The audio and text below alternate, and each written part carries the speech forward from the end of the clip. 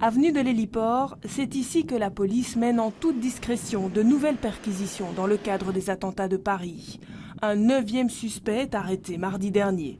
Le parquet confirme, un certain Abdoulaye C, bruxellois de 30 ans, a eu des contacts téléphoniques avec la cousine d'Abdelhamid Abaoud, l'organisateur présumé des attaques, et ce, après le 13 novembre et avant l'assaut de Saint-Denis.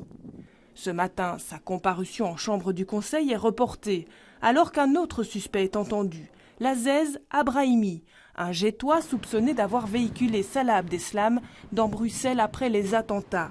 Dans sa voiture, les enquêteurs retrouvent 2 armes et des traces de sang. Ses avocats demandent sa libération. Nous avons plaidé sa libération, sa remise en liberté, éventuellement sous des conditions. On sait qu'il y a encore des choses qui doivent être contrôlées, mais la plupart des vérifications ont déjà été faites.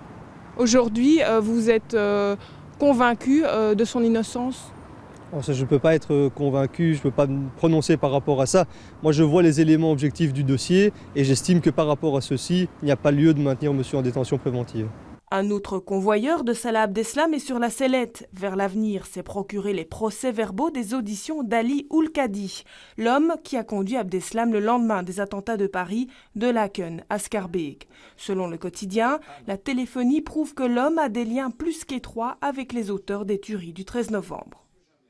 Nous avons rencontré l'avocat d'Ali Oulkadi ce matin au palais de justice, Maître Martins, qui n'a pas souhaité commenter cette information face caméra.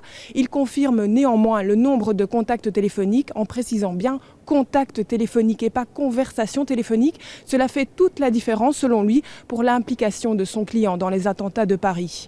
Oulkadi devra repasser en chambre du conseil début janvier.